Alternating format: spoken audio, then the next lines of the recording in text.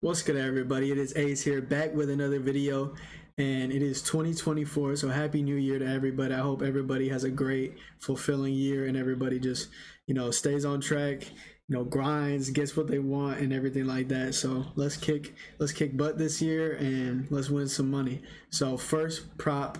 And this is the Discord, by the way. I only post a few plays on YouTube. I post all of my plays on Discord, and I do my YouTube videos like late at night.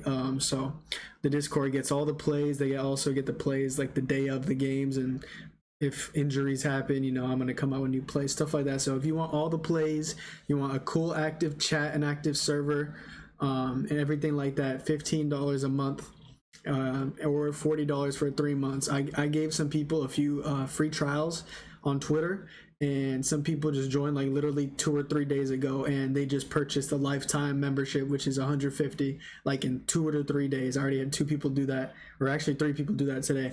So yeah, people are loving it. Just try it out. It's only $15 a month. A lot of people are charging like $20 a month. So yeah, just try it out, and you're not gonna regret what you get here. But let's start off with the first pick. You guys already saw by me showing the Discord and also in the thumbnail, our first pick today is going to be Tyrese Halliburton over 43.5 PRA.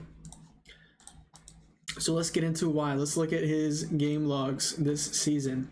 43.5, it doesn't look the best. It's on the road, which he plays better on the road. So his road logs are looking a bit better, but the main thing I want to focus on, the main component, is going to be that this game should be without Bruce Brown. If we look at his logs without Bruce Brown, his last 4 games, all without Bruce, and he's gone over in all 4 games, averaging 47 PRA on almost 38 minutes per game. So he's getting a ton of volume, and he's hit this line in all 4 games without Bruce.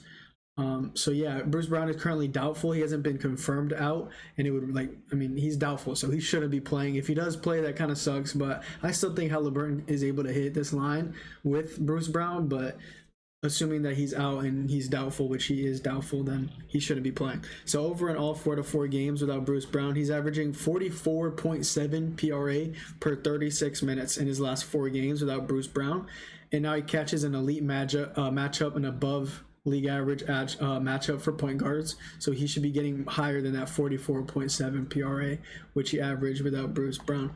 So let's look at that matchup in specific. If we look at point guards in the last 30 games, the Bucks are allowing the 3rd most points to point guards in the last 30 days. Everybody knows you take your point guard points against the Bucks and good things happen. So Halliburton is catching this elite matchup once again. And if we look at rebounds, they're allowing the 5th most rebounds to point guards in the last 30 days. And actually, Halliburton has had pretty good success with his rebounds versus the Bucks this season. If we look at that, he's averaging 6 rebounds per game against the Bucks this season. So I really love the PRA component, because if we look at his PRA compared to his PA, PRA is only 4 rebounds higher. So if he gets like 4 or 5 rebounds, then that's value in the PRA right there. And he hasn't gotten less than 5. And his peak is like 7 rebounds. So that's great. I love the PRA value. I love the rebounds component incorporated within this prop.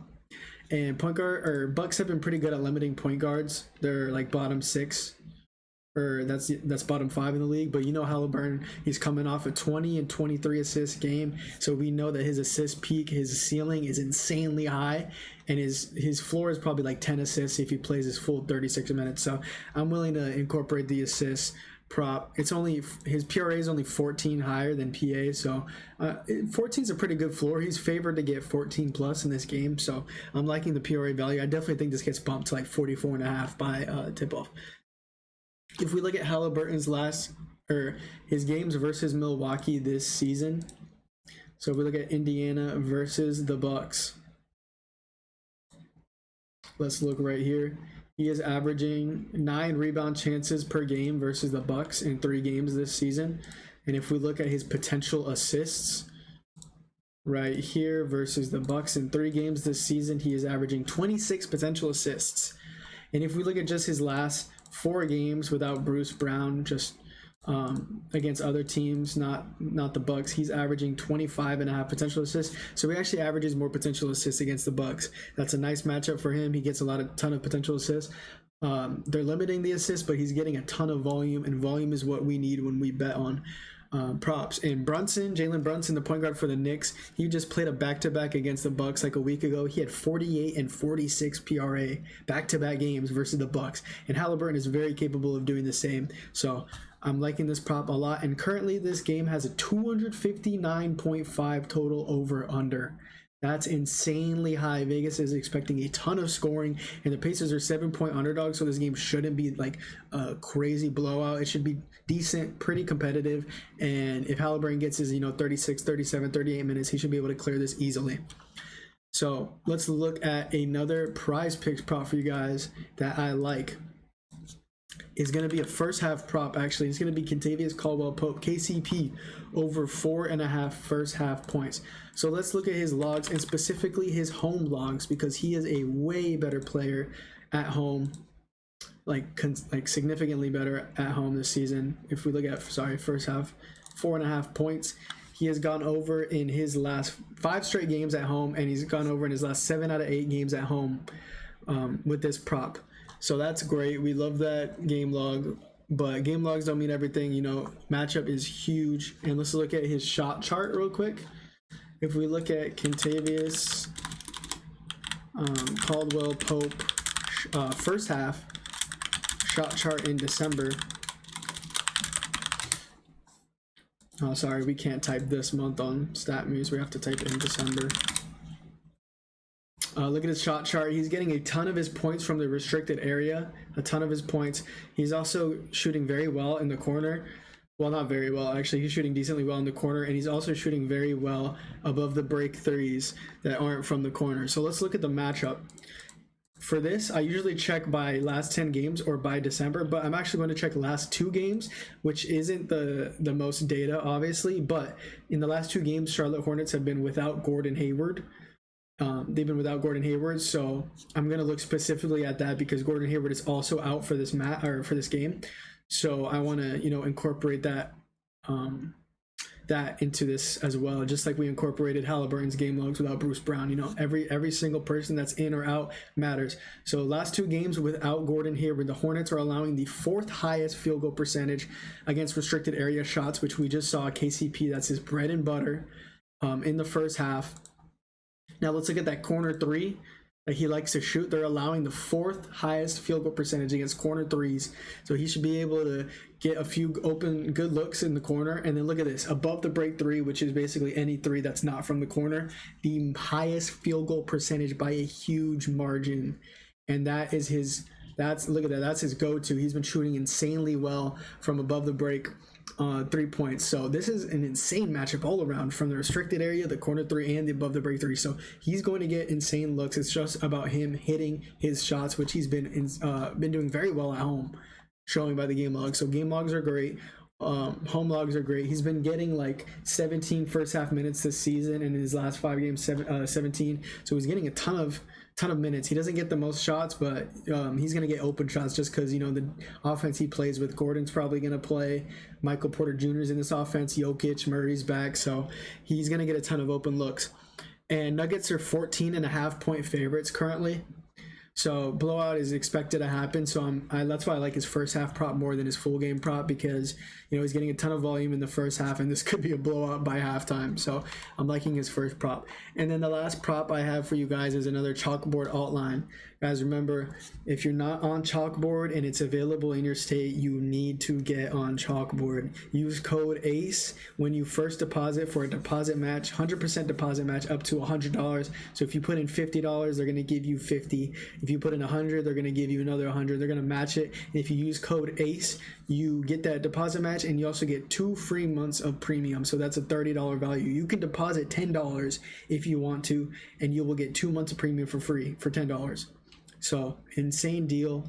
A ton of people in the Discord have joined the premium through that because it's such a low risk, $10, and you're getting 10 back, plus you're getting 2 months of premium. So many people have done that, and they've been very happy. So let's look at the chalkboard alt line that I'm going to be taking, and that is Jalen Duren over 9.5 rebounds. So Jalen Duren over 9.5 rebounds. Since he's returned, in his 3 games since he's returned, he's gotten 15 rebounds, 14 and 17 rebounds. That's insane. He's averaging 15.3 rebounds per game in his 3 games since returning, and he's also averaging 34 minutes a game. The game that he played versus Boston went into overtime, so I'm excluding his minutes played in overtime because, you know, we're not guaranteed overtime again. If we exclude those overtime minutes, he's averaging 34 minutes per game in these 3 games since returning from injury. So that's insanely high. That's very good volume. Monty's trusting him, and he's obviously the best center by far. So I'm loving the volume that he's getting.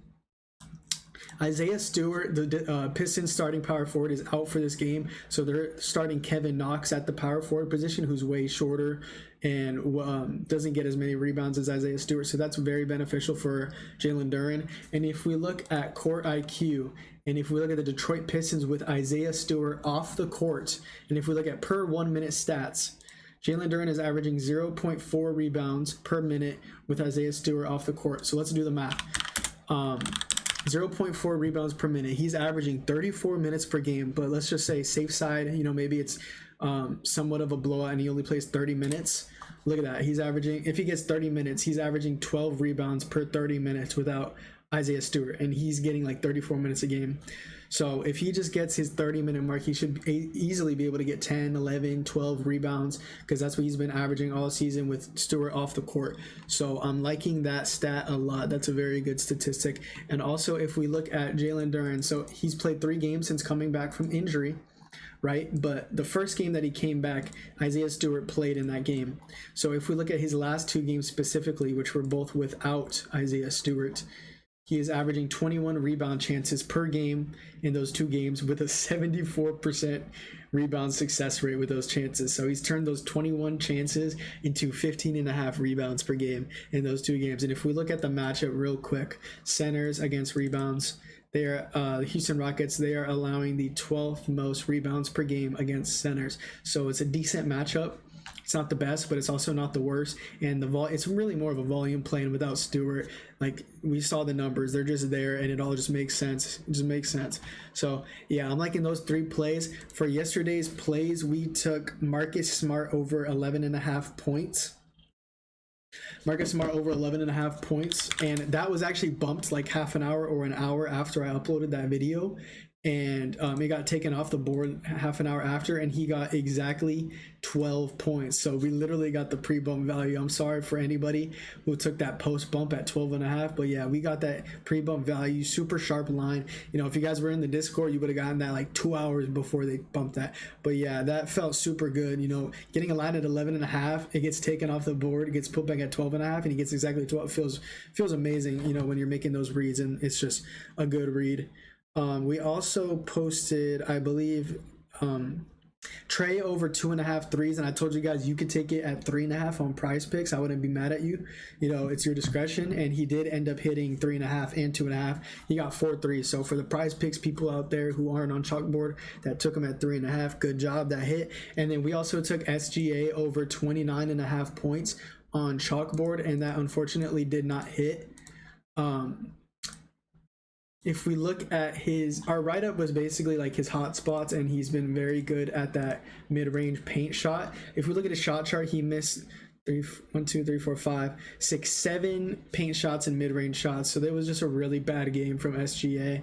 But also, he only shot 15 times, which is actually his 2nd least field goals attempted this season. So he really didn't get much volume at all. And it was a bizarre game. Dort had 18 points. Like, that's crazy. Chet had 18. Giddey had 20. Jalen Williams had 17. Like, there were so many people that scored in this game, and so like that's not gonna, Giddey's not gonna drop 20 again. Dort's not dropping 18 again. So it was just super unfortunate. He really didn't get the shooting volume. He shot 47%.